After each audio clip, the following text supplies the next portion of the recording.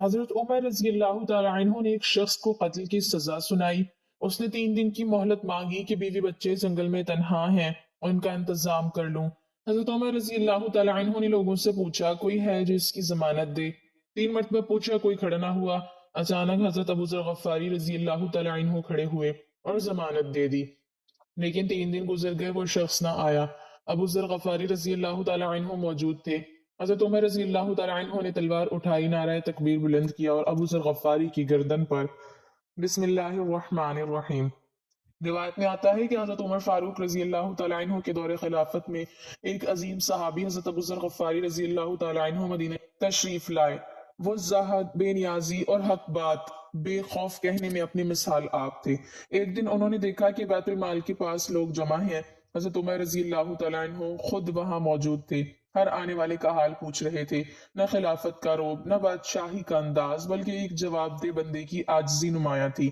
हजरत अबू जर गफारी रजी अल्लाह तआला अन्हु आगे बढ़े। कपड़ों पर सादगी, चेहरे पर फिक्र की रोशनी और आंखों में वो जुर्रत जो सिर्फ सच के साथ होती है। हजरत उमर रजी अल्लाह तआला अन्हु ने उन्हें देखा तो फौरन पहचान लिया और फरमाया, ए अबू जर, कैसे आना हुआ?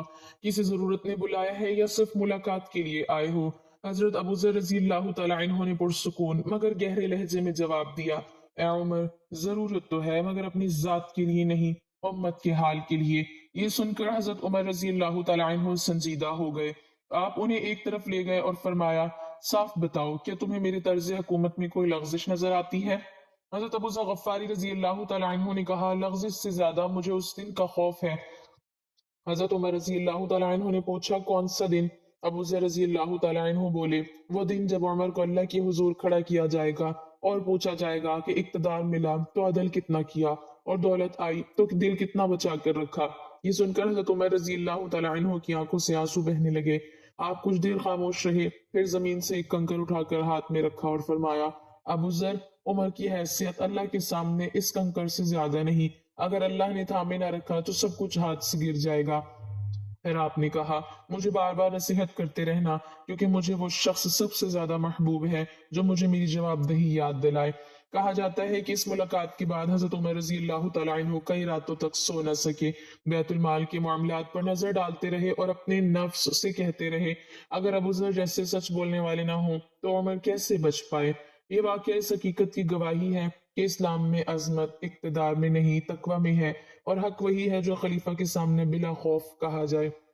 हजरत शैबी कहते हैं कि हजरत उमर और हजरत अबी बिन काब रजी अल्लाह तआला अन्हु के दरमियान खजूर के एक दरख्त के बारे में झगड़ा हो गया। हजरत उमर रजी अल्लाह तआला अन्हु ने फरमाया, आओ हम आपस के फैसले के लिए किसी को सालिस मुकर्रर कर लेते हैं। चुनाचे उन दोनों हजरात ने हजरत जैद बिन साबित रजी अल्लाह तआला अन्हु को अपना सालिस बना लिया।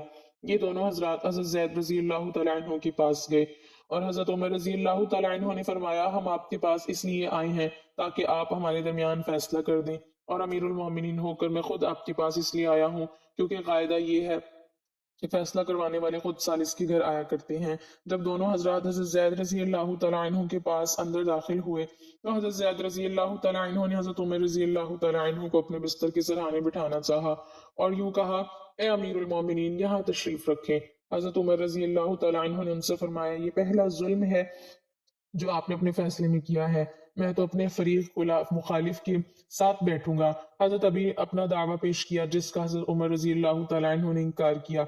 हजरत ज़ियाद रजी अल्लाह तआला अन्हु ने हजरत अबी से कहा, कायदे के मुताबिक इनकार करने पर मुद्दई अलैह को कसम खानी पड़ती है, लेकिन मैं आपसे दरख्वास्त करता हूँ कि आप अमीरुल मोमिनीन को कसम खाने की जहमत न दें, और मैं अमीरुल मोमिनीन के अलावा किसी और के लिए ये दरख्वास्त नहीं कर सकता। हजरत उमर रजी अल्लाह तआला अन्हु ने इस रियायत को कबूल न किया, बल्कि कसम खाई और कसम खाकर कहा, हजरत जैद रजी अल्लाह तआला अन्हु सही काजी तब बन सकते हैं जबकि उनके नजदीक उमर रजी अल्लाह तआला अन्हु और एक आम मुसलमान बराबर हों। जब जैद बिन असलम कहते हैं कि हजरत अब्बास बिन अब्दुल मुत्तलिब हजरत रजी अल्लाह तआला अन्हु का एक घर मदीना मुनव्वरा की मस्जिद नबवी के बिल्कुल साथ था। हजरत उमर रजी अल्लाह तआला अन्हु ने उसे मस्जिद में शामिल करना चाहा तो हजरत अब्बास रजी अल्लाह तआला अन्हु से फरमाया, आपके घर मेरे हाथ बेच दे। हजरत अब्बास रजी अल्लाह तआला अन्हु ने इनकार कर दिया।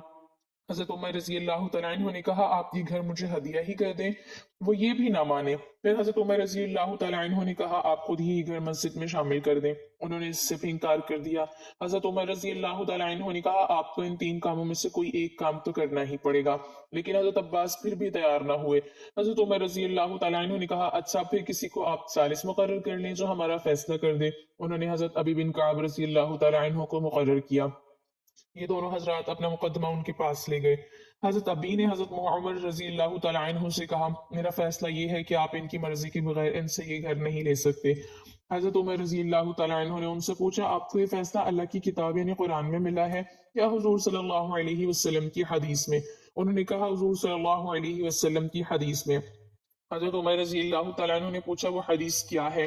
حضرت ابی نے کہا میں نے حضور صلی اللہ علیہ وسلم کو یہ فرماتے ہوئے سنا ہے کہ حضرت سلیمان بن داؤد علیہ السلام نے جب بیت المقدس کی تعمیر شروع کی تو جب بھی وہ کوئی دیوار بناتے تو صبح کو وہ گری ہوئی ہوتی۔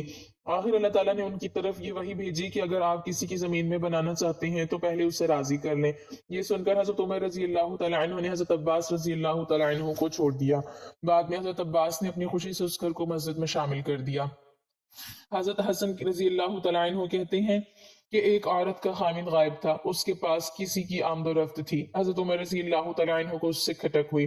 حضرت عمر رضی اللہ تعالیٰ عنہ نے بلانے کے لیے اس کے پاس آدمی بھیجا۔ اس آدمی نے اس عورت سے کہا حضرت عمر رضی اللہ تعالیٰ عنہ کے پاس چلو، حضرت عمر رضی اللہ تعالیٰ عنہ تمہیں بلا رہے ہیں۔ اس نے کہا ہائے میری ہلاکت، مجھے عمر رضی اللہ تعالیٰ عنہ سے کیا واسطہ؟ وہ گھر سے چلی، وہ حاملہ تھی، ابھی وہ راستے میں تھی کہ وہ گھبرا گئی جس سے اسے درد زار شروع ہوا۔ وہ ایک گھر میں چلی گئی جہاں اس کا بچہ پیدا ہوا، بچہ 2 دفعہ رویا اور مر گیا۔ حضرت عمر رضی اللہ تعالیٰ عنہ نے حضور صلی اللہ علیہ وسلم کی صحابت سے مشورہ کیا کہ میرے ڈر کی وجہ سے وہ عورت گھبرا گئی اور بچہ قبل از وقت پیدا ہو گیا، اس کی وجہ سے وہ بچہ مر گیا، تو کیا اس بچے کے یوں مر جانے کی وجہ سے مجھ پر کوئی چیز شرعاً لازم آتی ہے؟ بعض صحابہ نے کہا آپ پر کچھ لازم نہیں آتا کیونکہ آپ مسلمانوں کے والی ہیں اور اس وجہ سے آپ کے ذمے ہے کہ آپ ان کو ادب سکھائیں، کوئی کمی دیکھیں تو انہیں بلا کر تنبیہ کریں۔ حضرت علی رضی اللہ تعالیٰ عنہ خاموش تھے۔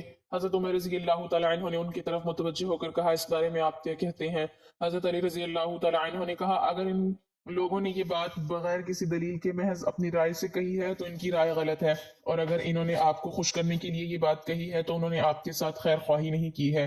میری رائے یہ ہے کہ اس بچے کی دیت یعنی خون بہا آپ کو دینا پڑے گا کیونکہ آپ کے بلانے کی وجہ سے وہ عورت گھبرا گئی ہے، اس لیے یوں بچے کے قبل از وقت پیدا ہو جانے کا سبب آپ ہی ہیں۔ اس پر حضرت عمر رضی اللہ تعالیٰ عنہ نے حضرت علی رضی اللہ تعالیٰ عنہ کو حکم دیا کہ اس بچے کا خون بہا سارے قریش سے وصول کریں، اس لیے کہ یہ قتل ان سے خطا کے طور پر صادر ہوا ہے۔ حضرت عطا رضی اللہ تعالیٰ عنہ کہتے ہیں کہ حضرت عمر رضی اللہ تعالیٰ عنہ اپنے گورنروں کو حکم دیا کرتے تھے کہ وہ حج کے موقع پر ان کے پاس آیا کریں۔ جب سارے گورنر آ جاتے تو عام مسلمانوں کو جمع کر کے فرماتے اے لوگو، میں نے اپنے گورنر کہ ہاں اس لیے نہیں بھیجے ہیں کہ وہ تمہاری کھال ادھیڑیں یا تمہاری مال پر قبضہ کریں یا تمہیں بے عزت کریں، بلکہ میں نے تو فقط اس لیے ان کو بھیجا تاکہ تمہیں ایک دوسرے پر ظلم نہ کرنے دیں اور تمہارے درمیان مال غنیمت تقسیم کریں، لہٰذا جس کے ساتھ اس کے خلاف کیا گیا ہو وہ کھڑا ہو جائے اور اپنی بات بتائے۔ چنانچہ ایک مرتبہ انہوں نے گورنروں کو جمع کر کے لوگوں میں یہی اعلان کیا تو صرف ایک آدمی کھڑا ہوا اور اس نے کہا اے امیر المومنین، آپ کے فلاں گورنر نے مجھے ظلماً 100 کوڑے مارے ہیں۔ حضرت عمر رضی اللہ تعالیٰ عنہ نے اس گورنر سے کہا تم نے اسے کیوں مارا؟ اور اس آدمی سے کہا اٹھ اور اس گورنر سے بدلہ لے۔ اس پر حضرت عمرو بن عاص رضی اللہ تعالیٰ عنہ نے کھڑے ہو کر کہا اگر آپ نے اس طرح گورنروں سے بدلہ دلانا شروع کر دیا تو پھر آپ کے پاس بہت زیادہ شکایات آنے لگ جائیں گی اور یہ گورنروں سے بدلہ لینا ایسا دستور بن جائے گا کہ جو بھی آپ کے بعد آئے گا اسے اختیار کرنا پڑے گا۔ حالانکہ اپنے گورنروں سے بدلہ دلوانا ہر امیر کے بس میں نہیں ہے۔ حضرت عمر رضی اللہ تعالیٰ عنہ نے فرمایا جب میں نے حضور صلی اللہ علیہ وسلم کو اپنے ذات اقدس سے بدلہ دلوانے کے لیے تیار رہتے ہوئے دیکھا ہے تو میں اپنے گورنر سے کیوں نہ بدلہ دلواؤں؟ حضرت عمروں نے کہا آپ ہمیں اس آدمی کو راضی کرنے کا موقع دیں۔ حضرت عمر رضی اللہ تعالیٰ عنہ نے کہا اچھا چلو تم اس سے راضی کر لو۔ چنانچہ اس گورنر نے ہر کوڑے کے بدلے 2 دینار کے حساب سے 200 دینار اس آدمی کو بدلہ میں دیے۔ حضرت یزید بن ابی منصور کہتے ہیں کہ حضرت عمر بن خطاب رضی اللہ تعالیٰ عنہ کو یہ خبر ملی کہ بحرین میں ان کے مقرر کردہ گورنر حضرت ابن جارود یا ابن ابی جارود کے پاس ایک شخص لایا گیا جس کا نام ادریاس تھا۔ اس نے مسلمانوں کے دشمن کے ساتھ خفیہ خط و کتابت کر رکھی تھی اور ان دشمنوں کے ساتھ مل جانے کا ارادہ بھی تھا اور اس کے ان جرائم پر گواہ بھی موجود تھے۔ اس پر اس گورنر نے اسے قتل کر دیا۔ وہ شخص قتل ہوتے ہوئے کہہ رہا تھا اے عمر میری مدد کو آئیں، اے عمر میں مظلوم ہوں میری مدد کو آئیں۔ हजरत उमर रजी अल्लाह तआला अन्हु ने अपने उस गवर्नर को खत लिखा कि मेरे पास आओ, चुनांचे वो आ गए। हजरत उमर रजी अल्लाह तआला अन्हु उनके इंतजार में बैठे हुए थे और उनके हाथ में एक छोटा नेजा था। जब वो हजरत उमर रजी अल्लाह तआला अन्हु के पास अंदर आए तो हजरत उमर रजी अल्लाह तआला अन्हु ने वो छोटा नेजा उसके जबड़ों पर मारना चाहा, लेकिन मारा नहीं कि हजरत जारूद ने इज्तिहाई गलती की वजह से उस आदमी को कत्ल किया था, इसलिए छोड़ दिया। और हजरत उमर रजी अल्लाह तआला अन्हु कहते जा रहे थे, ऐ इद्रियास मैं तेरी मदद को हाजिर हूँ, ऐ इद्रियास मैं तेरी मदद को हाजिर हूँ। और हजरत जारूद कहने लगे, ऐ अमीरुल मोमिनीन, उसने मुसलमानों की खुफिया बातें दुश्मन को लिखी थी और दुश्मन से जा मिलने का उसने इरादा भी कर रखा था। हजरत उमर रजी अल्लाह तआला अन्हु ने फरमाया, सिर्फ बुराई के इरादे पर ही तुमने उसे कत्ल कर दिया। हम में ऐसा कौन है जिसके दिल में ऐसे बुरे इरादे नहीं आते? अगर गवर्नरों के कत्ल करने का मुस्तकिल दस्तूर बन जाने का खतरा ना होता तो मैं तुम्हें इसके बदले में जरूर कत्ल कर देता। दो नौजवान हजरत उमर रजी अल्लाह तआला अन्हु की महफिल में दाखिल होते ही महफिल में बैठे एक शख्स के सामने जाकर खड़े हो जाते हैं और उसकी तरफ उंगली करके कहते हैं, या उमर, ये है वो शख्स। हजरत उमर रजी अल्लाह तआला अन्हु उनसे पूछते हैं, क्या किया है इस शख्स ने? या अमीरुल मोमिनीन, इस शख्स ने हमारे बाप को कत्ल किया है। हजरत उमर रजी अल्लाह तआला अन्हु पूछते हैं, क्या इसने तुम्हारे बाप को कत्ल किया है? हजरत उमर रजी अल्लाह तआला अन्हु उस शख्स से मुखातिब होकर पूछते हैं, क्या तूने इसके बाप को कत्ल किया है? वो शख्स कहता है, हाँ अमीरुल मोमिनीन, मुझसे कत्ल हो गया है इनका बाप। हजरत उमर रजी अल्लाह तआला अन्हु पूछते हैं, किस तरह कत्ल हुआ है? वो शख्स कहता है, या अमीरुल मोमिनीन, उनका बाप अपने ऊंट समेत मेरे खेत में दाखिल हो गया था। मैंने मना किया, बाज नहीं आया तो मैंने एक पत्थर दे मारा जो सीधा उसके सर में लगा और वो मौके पर मर गया। हजरत उमर रजी अल्लाह तआला अन्हु फरमाते हैं, फिर तो कसास देना पड़ेगा।